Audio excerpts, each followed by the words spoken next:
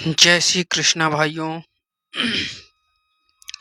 भगवत गीता तो हमने बहुत पहले पढ़ी होंगी, पर इतनी समझ में ना आई होंगी।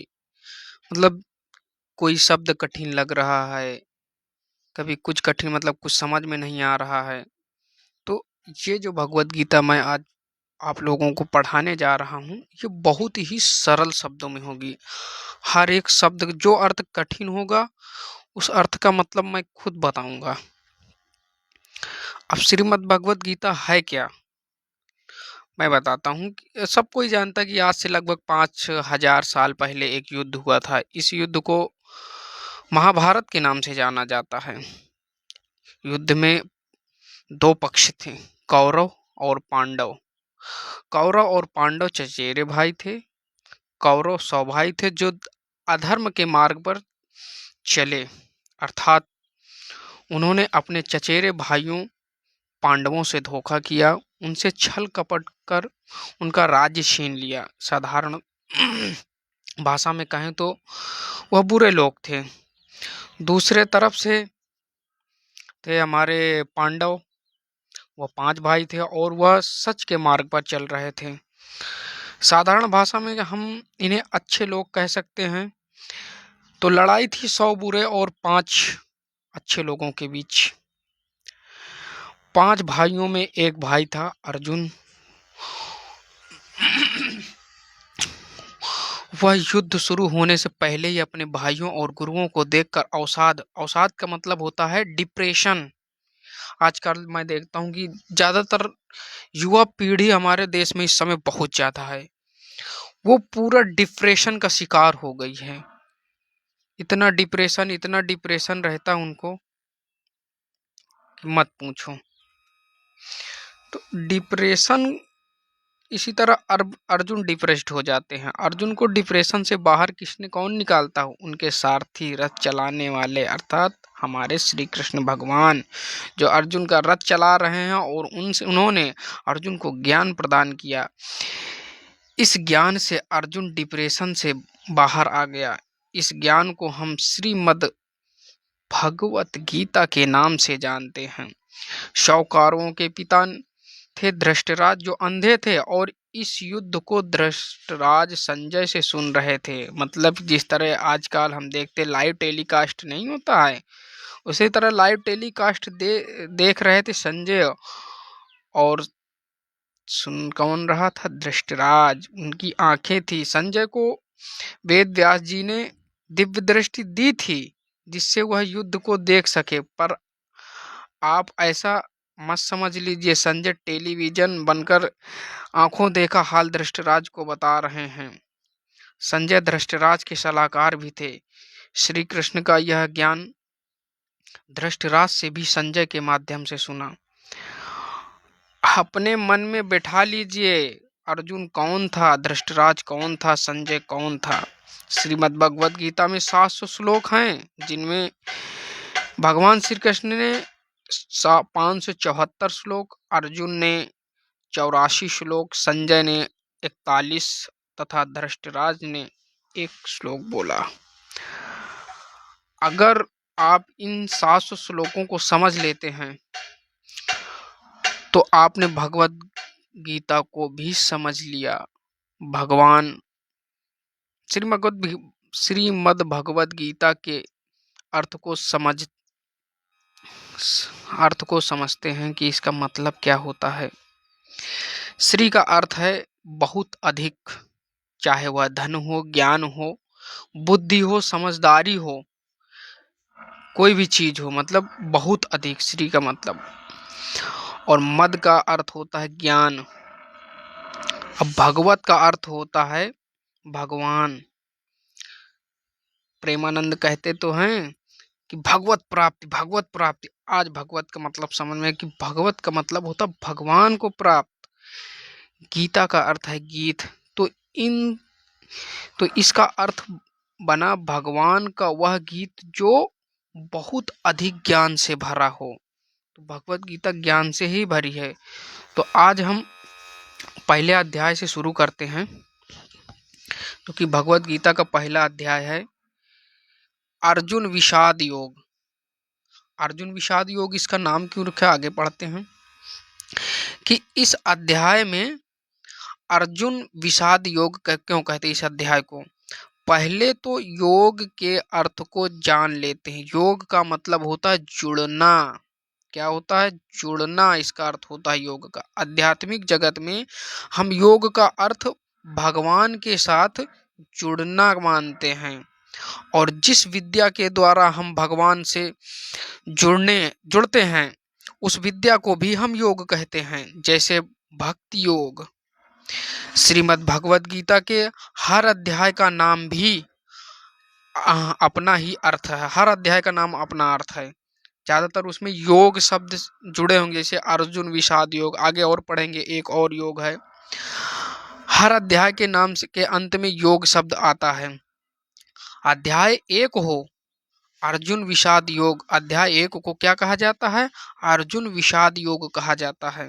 विषाद का मतलब होता अवसाद। अवसाद मतलब डिप्रेशन। डिप्रेशन मतलब डिप्रेस्ड हो जाता है, मतलब हताश हो जाता है। हिंदी में बोले तो हताश, चिंतित हो जाता है। अपने रिश्तेदारों से युद्ध करने से पहले अर्जुन मोह के कारण विषाद अर्थात डिप्रेशन का शिकार हो जाते हैं। अगर अर्जुन विषाद में ना आते तो भगवान से ना जुड़ पाते। अर्जुन विषाद में ना आते तो भगवान से ना जुड़ पाते। इसी से पता चलता है कि कई बार दुख भी जीवन में अच्छे होते हैं। कई बार क्या, हमेशा दुख में। अगर मैं तो भगवान से यही प्रार्थना करता हूँ कि भगवान दुख तो दो, पर उससे झेलने की क्षमता भी दो।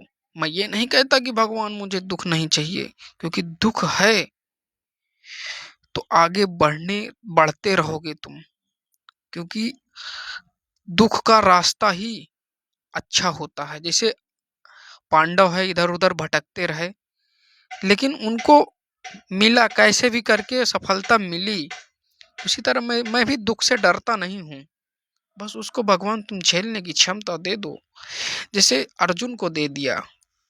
तो अर्जुन के डिप्रेशन में आने के कारण ही उसे गीता जैसा ज्ञान मिला, इसलिए अर्जुन विषाद योग कहा जाता है। टीवी में विज्ञापन आता है, दाग अच्छे हैं। टीवी में एक साबुन वाला विज्ञापन है, दाग अच्छे हैं। गीता का पहला अध्याय नाम से पता चलता है दुख भी अच्छे होते हैं। एक अमिताभ बच्चन का भी ऐड आता है कि दर्द में भी कुछ मजा है।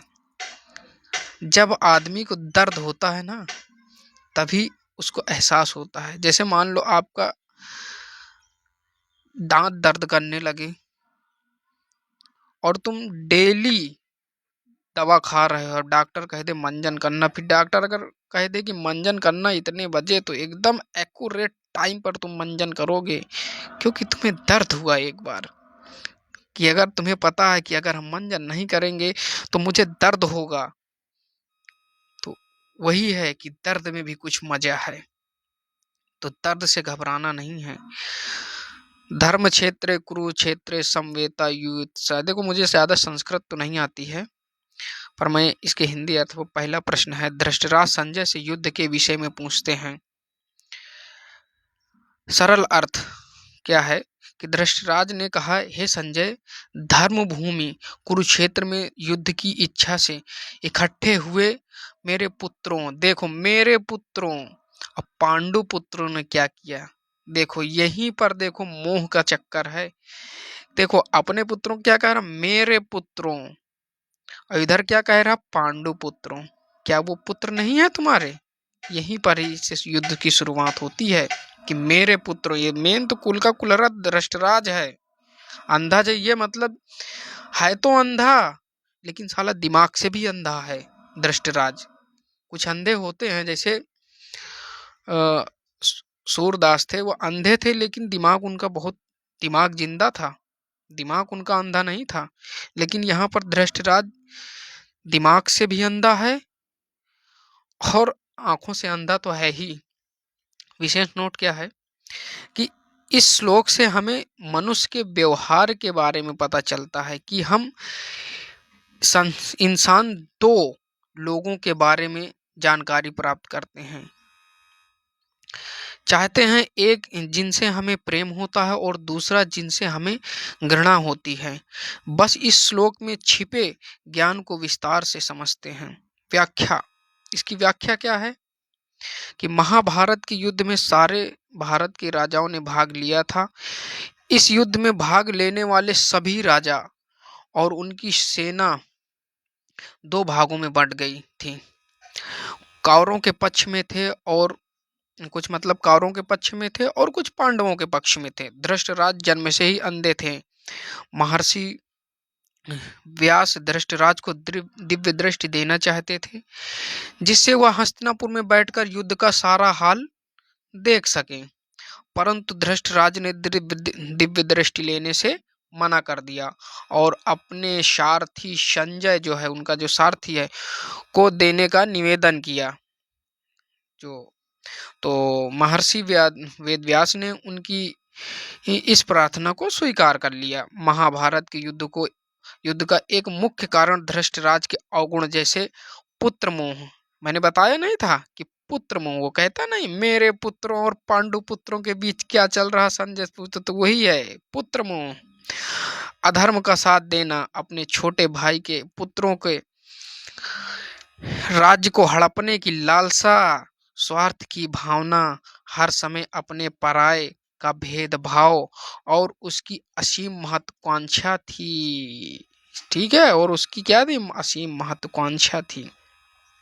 सबसे पहले धृष्टराज कुरुक्षेत्र को धर्म क्षेत्र कहता है, क्योंकि कुरुक्षेत्र जो है महाराजा कुरु की कर्म भूमि थी।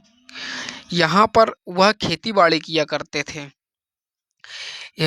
इस भूमि पर उन्होंने कई यज्ञ किए थे, इसलिए यह भूमि कौरवों के लिए सम्मानीय थी। इसके बाद धृष्टराज संजय से को कहते हैं कि युद्ध की इच्छा से एकत्रित यानी इकट्ठे हुए जो मेरे पुत्रों और पांडु पुत्रों ने क्या किया, तो यहाँ पर जो है धृष्टराज एकत्रित शब्द का प्रयोग करता है, जबकि वह जानता है कि यह युद्ध पांडवों पर थोपा जा रहा है गया है। पांडव युद्ध नहीं करना चाहते थे। उन्होंने तो हस्तिनापुर का विभाजन अर्थात बंटवारा भी स्वीकार कर लिया था। युद्ध से पहले भी श्री कृष्ण उनकी तरफ से शांति दूत बनकर हस्तिनापुर मतलब गए थे, किंतु दुर्योधन ने उनकी बात मानने से इनकार कर दिया था। श्री कृष्ण ने पांडवों के लिए 5 गांव मांगे थे, लेकिन दुर्योधन ने कहा था कि वह पांडवों को सुई की नोक जितनी भूमि भी नहीं देगा। यहाँ पर एकत्रित शब्द का प्रयोग करके धृष्टराज अपने आप को इतिहास की नजरों में निर्दोष सिद्ध करना चाहता था। वह चाहता था कि कल को इतिहास उसे इस युद्ध के लिए जिम्मेदार न ठहराए। आगे कहता है कि मेरे पुत्रों और पांडु पुत्रों ने क्या किया, उसका यह कथन उसके स्वार्थ को दर्शाता है। मैंने पहले बताया था ना कि मेरे पुत्र और पांडु पुत्रों में बहुत बड़ा अंतर है। यह उसके स्वार्थ को दर्शाता है कि यहाँ पर राजा होते हुए भी वह न्याय करने में असमर्थ है और वह अपने पराये की भावना से पीड़ित है। उसे मोह नहीं करना चाहिए। पता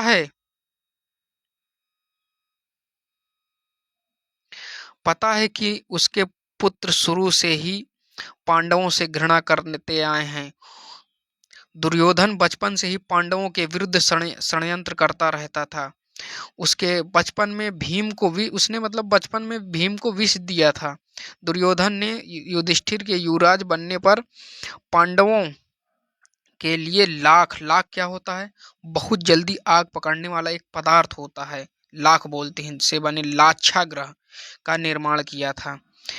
धृतराष्ट्र को यह पता भी था कि दुर्योधन ने जुए में शकुनी की सहायता से पांडवों से कपट किया था, लेकिन धृतराज पुत्र मोह के कारण चुप रहता है और दुर्योधन के बुरे कर्मों पर पर्दा डालता रहता है। लेकिन आखिर कब तक पर्दा डालते रहोगे? आखिर वह समय आ ही गया जब पाप का घड़ा भर आया। इस प्रकार शारीरिक रूप से ही नहीं बल्कि मानसिक रूप से भी अंधा था।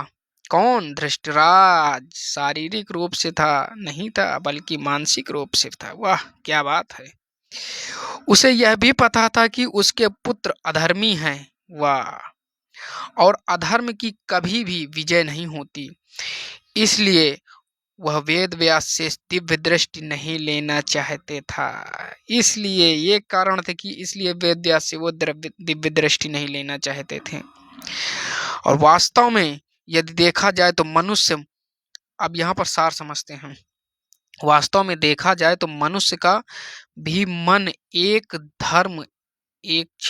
धर्म क्षेत्र है जिसमें अच्छाई और बुराई के बीच युद्ध चलता रहता है। ये तो 24 घंटा युद्ध चलता रहता है। मनुष्य को चाहिए कि वह अपने भीतर छुपी मोह, ममता, स्वार्थ आदि बुराइयों को छोड़कर अच्छाई का अर्थात धर्म का पक्ष ले और अपने अंतःकरण में छुपी बुराइयों का नाश करे। ये पहले अध्याय के पहले श्लोक से सीखने वाली बात है कि मनुष्य अपने भीतर की अज्ञानता, मोह, ममता और अपने पराये की भावना से अपने जीवन में क्लेश का निर्माण करता है। आजकल जानते हो क्या होता है? अरे भाई वो तो हमारा बिरादर आए काम कर दी। भाई कोई बिरादर नहीं। मोह ना करना। अपने दिमाग का, अपने मन का पूरा स्थिर करके किसी से कंसंट्रेशन करके बात करो, ठीक है? तो अपने मन से एक बार पूछ लिया करो कि क्या मैं सही कर रहा हूं, क्या मैं इससे कुछ भूल हो रही है, तो तुमको जवाब मिल जाएगा। आगे देखते हैं। महाभारत के युद्ध का सबसे महत्वपूर्ण कारण था धृतराज का मेरा मेरा करना। मेरा ये, मेरा वो, मेरी जात का, मेरे पुत्र हैं।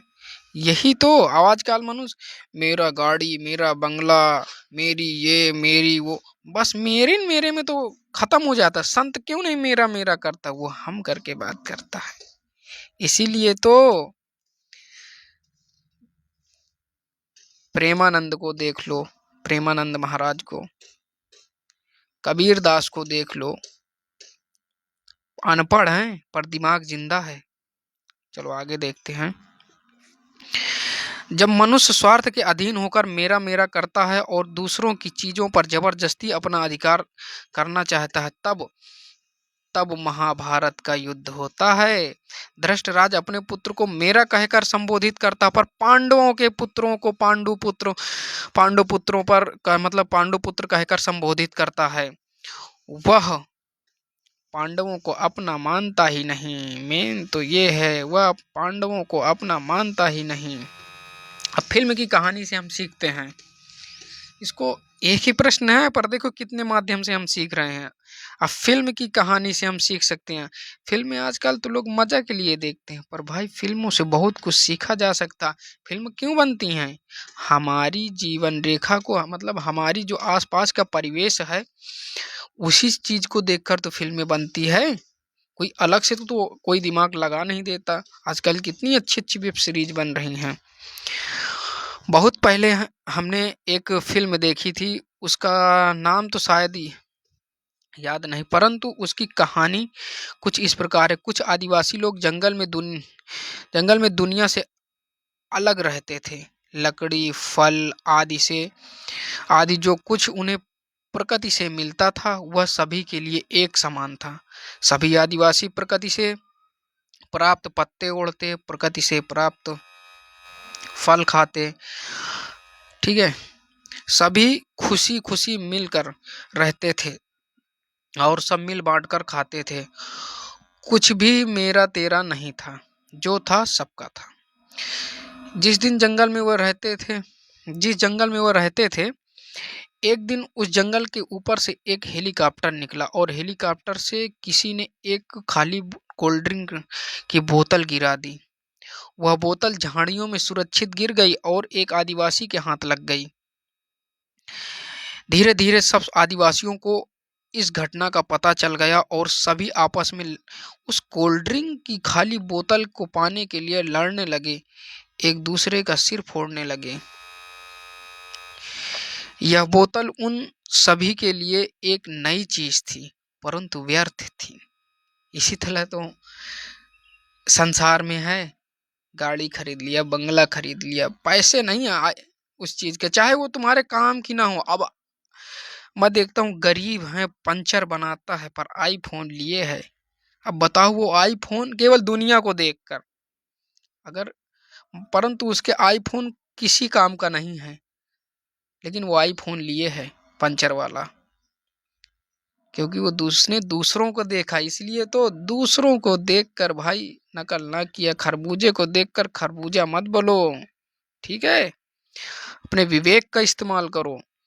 पहले लकड़ी, आगे देखते हैं, वो बोतल जो है व्यर्थ थी। पहले लकड़ी और फल आदि सबके लिए एक समान था, सब खुश थे, परंतु जब एक बोतल के लिए मेरा मेरा हुआ तो झगड़े हो गए, और यही मेरा मेरा महाभारत के युद्ध का कारण भी था। सीख सीख क्या मिलती है कि अज्ञानता, मोह, ममता, स्वार्थ की भावना सदा मनुष्य को विनाश की ओर ले जाती है। यहीं पर हमारा पहला जो है प्रश्न खत्म हुआ, पहला अध्याय नहीं, पहला प्रश्न।